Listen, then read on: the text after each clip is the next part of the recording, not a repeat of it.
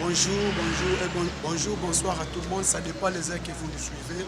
Merci beaucoup, Bagno Sobolandaranga Natongo Lilo, et Zabino Mouloubé, le président Moustapha, président parlement du Bouta de Droit, le sacré communicateur à IDPS. Naye pour nous informer Bino par rapport à la situation politique et les Kalambo par rapport au déplacement, l'équipe chef de l'État a dépêché qui peut y Museveni a benga qui président, baye bakosola un peu mais président a dépêché une équipe où qui n'a kosola na yoé capitaine Museveni à part wana to kolobela na bito kosola na bino lisusu problème ozo le président déplacement na Zambie nini président qui kosala na Zambie banani baza kuna na Zambie asukutani na nani bureau ya Union africaine ezalaki ndenge nini basololi nini à part wana to kolobela bino lisusu. Par proposition, il y a président, il y a Assemblée nationale, il y a président Sénat, pardon, à l'objet que non, MONUSCO, c'est le côté MONUSCO fait du mambo cannabis. Moko, oh, ils ont un point, oh, tu connais bien, tu connais la tongue de l'eau, la qualité, oh, ils ont dominé sur le terrain. À part, on a vitesse, il y a FARDC, et FARDC, ils ont combattu toujours de puissance en puissance dans l'Est de la République démocratique du Congo. Les bomoni, malgré que Bunagana n'est pas encore récupéré totalement, mais sur ce, population pour le moment a commis à moi qui n'a pas de déplacement massif les a sous-souté. Suite il y a position et FARDC Azui dans l'Est de la République démocratique du Congo. Il y a un apona banana kozala. Bref, le 25 minutes na tongwa de l'eau. Na pesina no mote na ba union so ba soutenir kana au balanda ka président Moustapha, au bazan Afrique du Sud, au bazan Grande-Bretagne, au bazan France, au bazan na mutu na biso. Que Congo oyo ezamboka na biso. Tozana mboka mususu te o tozana ngo à part Congo. Dans la province de Congo est un grand Congo composé de 26 provinces de découpage et 145 territoires, 445 ethniques et composé de République démocratique du Congo. On doit soutenir notre pays. Aujourd'hui, sur le plan international, sur le plan national, le monde est en train de subir une grande crise sur le plan mondial. Bitumba oya Ukraine et Russie. Et ça pour défendre la souveraineté à les pays. Yami Balé, Bissona Rwanda. Les Rwandais, la République démocratique du Congo, les peuples congolais et les peuples rwandais, nous n'avons pas un problème. Le problème qui se pose entre la politique et le système dictatorial du Paul Kagame, qu'il veut imposer dans la République démocratique du Congo. Système politique au Paul Kagame, Azanango a imposé dans la Mboka-Nabiso, mais il y a tolobi ekosimbate. Pourquoi? Congo Oyo, Bitumba ya Est et Bandi Lelote. 25 ans depuis 1997 que la République démocratique du Congo est en train de subir une grande crise sur le plan national. Que l'Est du Congo est menacé depuis 1997 jusqu'à aujourd'hui. Il n'y a pas un grand génocidaire, il n'y a pas un grand criminel dans la région à Grand Lac qui s'appelle Paul Kagame. Mais c'est Kagame, bato bakoufi na RDC, bato oye abomi na Est na région Grand Lac, nenga sibiraka crime, ba massacre oye amenaka na région Grand Lac.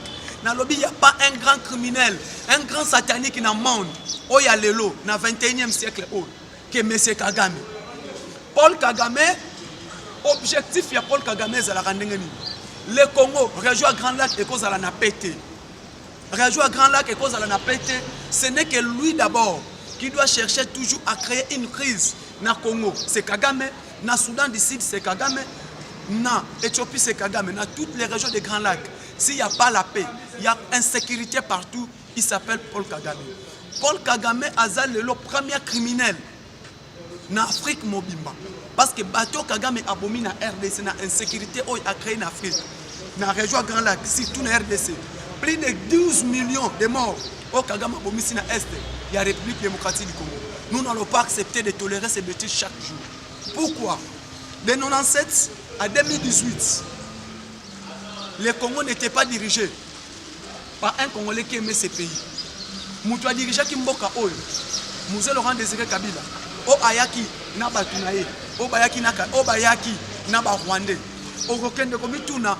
Comment c'est possible, M. James Kabarebe, à Komaki, chef d'état-major général dans l'armée nationale congolaise? C'est là où il y a eu une première infiltration de l'armée Nabiso. Place armée Nabiso Bandiko Koufa, place Wana Liboso. Deuxièmement, coalition militaire, mixage, on a salémine en 2001, MLC, RCD Goma, na RCD Kamel basali mixage ya mibale sous armée ya Congo et Kokufa armée Kokufa sous on doit se poser la question Kunda Batouare azalaki na CNDP akana M23 akomaki général na quartier FARDC ndengeni suite à quoi Kabila n'avait pas de temps à dire, il n'y avait pas quelque chose à dire parce qu'il devait d'abord consulter son dirigeant qui était Paul Kagame. Tshisekedi est arrivé à lobby clair, je ne peux pas accepter ces bêtises, je ne peux pas accepter de collaborer avec, avec un certain criminel, avec un certain mauvais gestionnaire, avec certaines coupe armée nazwa bango na kotsa bango na kati ya FARDC tango fachi aboyaki nde omoni lelo oyo ba corps nyonso tout signé par Kabila, signé par Kagame, signé par qui que ce soit. Tshisekedi a lobby, c'est le Congo qui prime d'abord. Nous n'allons pas négocier, nous n'allons pas coaliser nos forces avec certains pays. Non, fachi lobby nini FARDC mutoko accepter jamais tout ça la armée mixage nde omoni biti ya M23 na Est.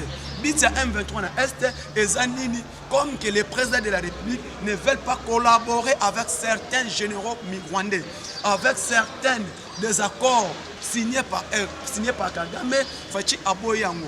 Pourquoi? Les voix du peuple, le salut du peuple est la loi suprême. Comme que le salut du peuple est la loi suprême, Est à Congo et outil menacer le doté, nous n'allons pas collaborer avec les M23. Il n'y aura pas accord signé avec les M23. Biti omona qui déplacement ya président de la République Nangola.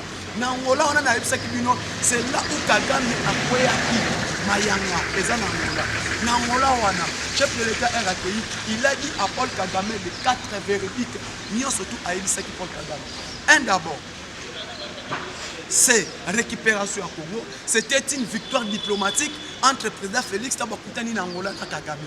Deuxièmement d'abord, il a mis Kagame KO parce que à la Kisi Kagame que non, c'est toi qui soutiens les M23. Si tu ne soutenais pas les M23, comment c'est possible au Koya à représenter M23 pendant que les M23 a un porte-parole? Mais comment Kagame Moutouakene qui représenter M23 na Angola? Yami Balé, si tu ne soutiens pas les M23, base militaire au M23 ont utilisé à Zuli Angola. C'est là où nous devons dire que non, Kagame Moutou Azam meneur de jeu, il a créé un massacre dans la République démocratique du Congo. Objectif il y a l'Union européenne, objectif il y a l'Américain, objectif il y a le Canadien. La République démocratique du Congo est cause à la Kimiati. Si le Congo y a la paix, biso toko avancer. Si le Congo bazana kimia, bazana unité, toko avancer te pe toko piller Congo te. Objectif na bango. Lokolaki, nena ebisa ki bino samedi. Toutes les entreprises minières oyoyo ezalaka na Canada, source nango ezalaka na République démocratique. Copier minéral RDC pour ravitailler l'entreprise d'abord pour créer un système d'abord basalaka na Canada.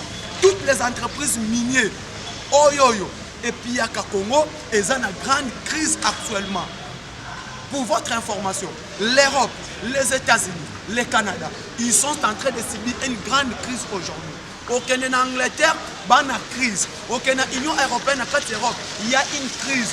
Au Canada, aux États-Unis, les Américains, ils ont une crise. Pour votre information, aujourd'hui, c'est la toute première fois sur le plan mondial, c'est le plan historique, qu'un président américain sabotait l'Arabie Saoudite. Le président Joe Biden a aussi signé par corps, a aussi Israël. Après Israël, il a descendu à quitter l'Arabie Saoudite. Le président israélien était saboté totalement. Dans l'histoire du monde, il y a gouverneur Moutouake Koyambaye, honneur militaire exact, Joe Biden, saboté l'Arabie Saoudite. Donc, aujourd'hui, les rois du monde s'est élevé pour dire non à tous les pays puissances mondiales. Aujourd'hui, c'est qui? C'est le président Poutine. Il a genoué, armé César, il y a des Français. Papa Toliango, Papa Baris, devant les Ukrainiens. Bomitouna. Qu'est-ce qui s'est passé samedi? Le président de la Commission de l'Union européenne, Basali et Foko Ben Félix Tshisekedi à Belgique. Renégocier à Belgique. Baye Bako Solola. Crise au Bazana Yango. Parce qu'aujourd'hui, Bassin Ozana gaz. Aujourd'hui, gaz non exploité, c'est la République démocratique du Congo. Aujourd'hui, Foba Mitouna. Dieu est bon. Combat ya Russie na Ukraine, Et là, qui se dit que l'Europe est la cana et l'autre côté. L'Europe vit de l'Afrique. Yango Moni Poutine est clair. Les jours où les présidents africains vont voir, les yeux seront ouverts, donc s'agenouiller sous devant les Européens. Parce que l'Europe vit à partir de l'Afrique. Donc comme il tourne, l'Europe a créé une crise en Libye. En Libye. L'Europe africaine est dans la mer Méditerranée. Pour pas que ça soit l'Europe, pas que le caillou. Peuple libyen, c'est le peuple qui vit dans la Kimie, qui vit dans le pays. Qui n'a pas bien. Mais toujours les Français, qui ont créé un semeur de crise dans le monde. Qui Kadhafi. Et aujourd'hui, on soit Tommy Touna, dans la véridiquement, la France, troisième pays importateur des armes dans le monde. France est le troisième pays importateur des armes dans le monde. Armes France à son baka. La France dit tout à la raté. On doit se demander cette question. Toutes les crises passées en Afrique, elles sont créées par la politique France-Afrique. La France-Afrique, c'est lui qui est le meneur des gens, les gendarmes du monde. Pour créer des terroristes dans le niveau d'Afrique, pour ne pas profiter, pas piller. Pour les séparatistes dans Mali. Le Mali a Bengani Bango. France est comme une crise de pétrole. France est comme une crise de gaz. France est comme une crise d'or. Parce que Mali est qui pillé par les France. Parce que c'est que les djihadistes, or ce sont les Français qui pillent le Mali. Mali a créé une crise en Libye. Babomi Kadhafi. Tout n'a pas armé. Kadhafi et Kenda Wapi. Ce sont des armes pour armer un rebelle à niveau. Il y a des pays qui sont sous la région d'Afrique pour ne pas profiter de piller l'Afrique. C'est ça nous disons, les peuples congolais. Tous ont la unité, tous ont la politicité. L'intérêt du peuple, le salut du peuple, c'est la loi suprême. Aujourd'hui, on doit se lever pour chasser la MONUSCO en Afrique. Et précisément en RDC. Premier plan MONUSCO, faut akangabisaka alonga. Nenga président Sénat. Ba tulukwe ba lobby. Photo landa maloba o ya lobby. MONUSCO faut abima na mboka o. Comment MONUSCO aye na moy asololi na ba congolais, asololi na FARDC na Boutou ake asololi na M23. C'est là. Sont-ils les Français, la MONUSCO? Tous les pays ont Monique Azali, MONUSCO Azali. Qui m'a exacté? Comment c'est possible? MONUSCO Azali RDC. Depuis 1900, depuis 2001 que la MONUSCO est au Congo. 21 ans. Est Congo est la pacifié. Depuis MONUSCO Azali Mali, mission onusienne au Mali. 18 ans, Mali est en Akimiate. MONUSCO est en Nigeria. Plus de 15 ans. Dans Nigeria, c'est parti, c'est Basile Akate. MONUSCO est en Cameroun. S'il est là, dans Cameroun, il y a toujours le côté guerre, côté anglais, côté français. Qui m'a exaté? MONUSCO est en Somalie. Qui m'a exaté? MONUSCO est en Érythrée. Qui m'a exaté? Dites-nous maintenant la vérité. MONUSCO va bengane depuis Balongola, MONUSCO en Angola. Angola est subira paix totale. C'est ça, moi, je n'ai prié déclaration à président Sénat. Oh, le but est que non, on ne peut pas accepter, on ne peut pas continuer à vivre avec la MONUSCO parce que la MONUSCO n'est pas sincère. On ne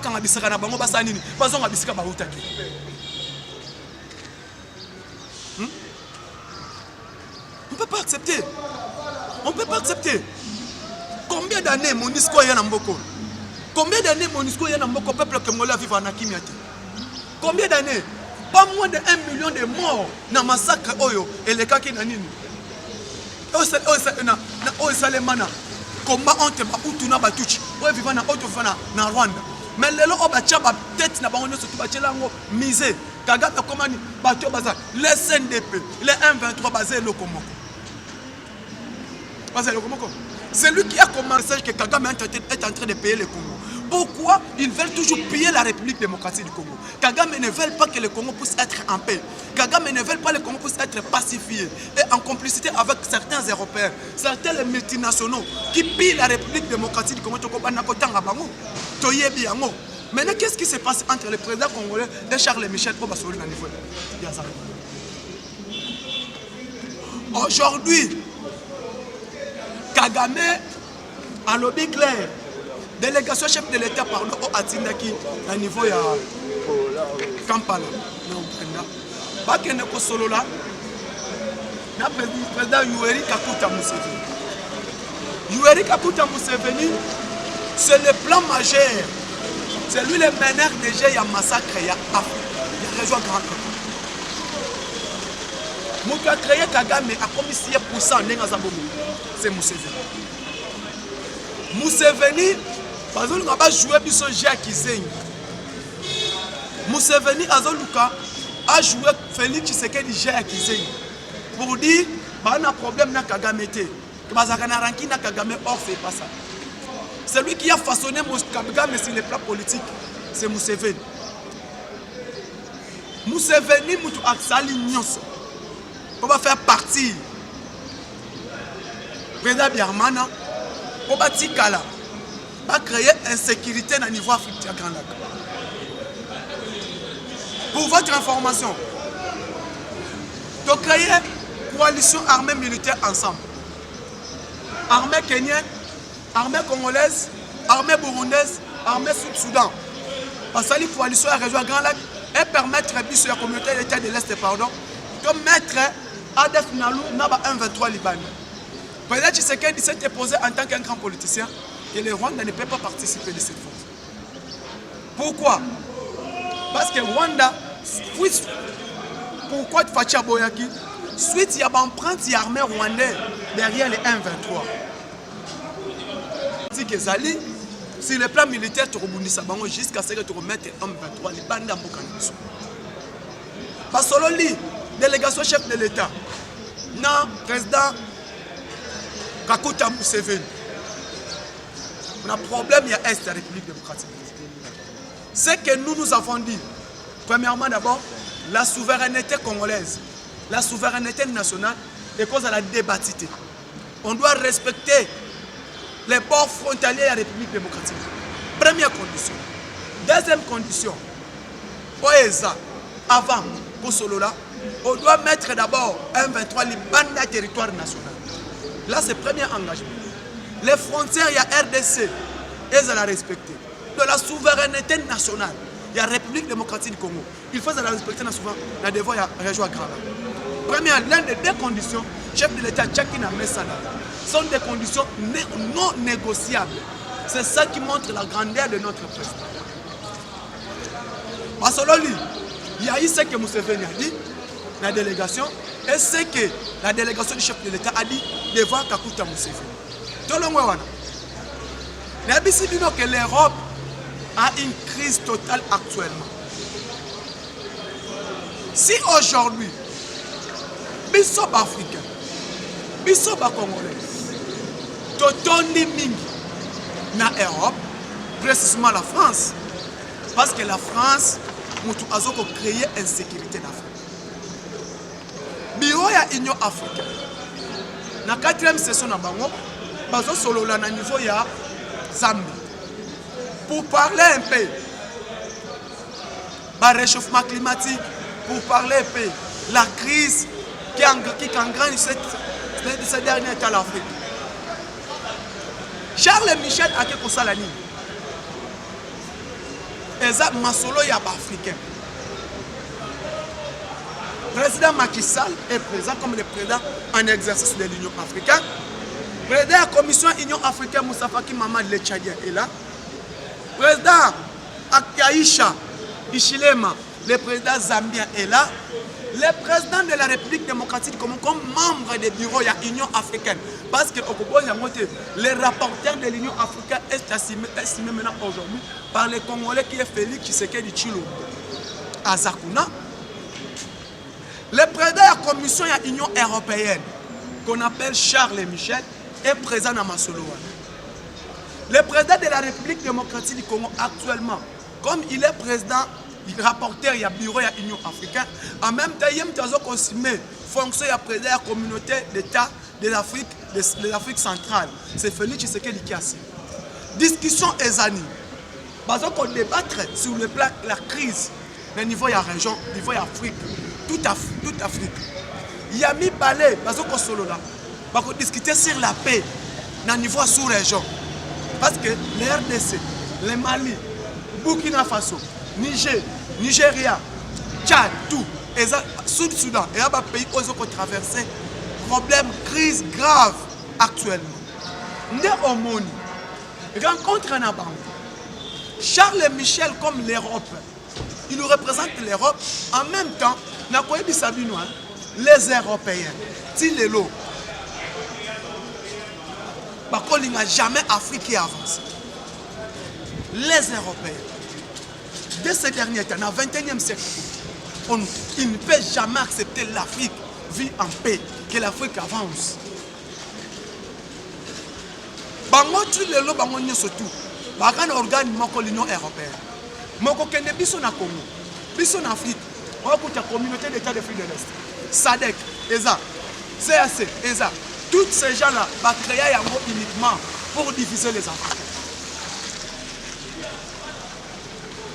Bango ce qui pays moko et Europe est en crise. Toute l'Europe doit se mobiliser derrière pays wana pour mettre fin. Et aujourd'hui l'Afrique, le Congo, le bassin du Congo, le cœur de l'Afrique est en guerre. Qu'est-ce qui se passe? Il fallait l'Union africaine et Sangana pour trouver solution. Il y a M23. Mais ils utilisent certains pays d'Afrique pour déstabiliser le Congo. C'est qui les Européens? Né au Moni, président Poutine est clair. Les jours où l'Afrique, les présidents africains, donc on dit qu'on a un président européen aussi. Les jours où l'Afrique est connue. Mais comme que l'Afrique sont toujours derrière les Européens, sont toujours malmenés devant les Européens, l'Afrique ne va pas avancer. Comment c'est possible? Premier pays mondial, producteur mondial, il y a coltan dans le monde entier. C'est le Congo. Mais aujourd'hui, c'est le Rwanda qui était premier. Le Rwanda, premier pays importateur, il y a coltan, au Apiyakana Congo, au Azana. Bah, quand il y a Congo, bah, Congolais pour pas payer coltan. Mais au moment où Congolais, on doit être clair, on doit soutenir la vision du président du Sénat. Quelle est cette vision de mettre fin à la MONUSCO, quitte l'Afrique, quitte le Congo, total. Mais ce mot Congolais, toi si bien ce tu sois conscience de soutenir l'armée Nabiso. Parce que FARDC, c'est l'une des plus grandes armées du monde, de l'Afrique, au niveau sous-région. Mais comment un petit pays comme Rosala Ini, tu travailles pour moi, quand tu as développé mon cannabis, mon numéro plus de 143 89 86 52 097, plus de 143 89 86 52 097, je vous remercie.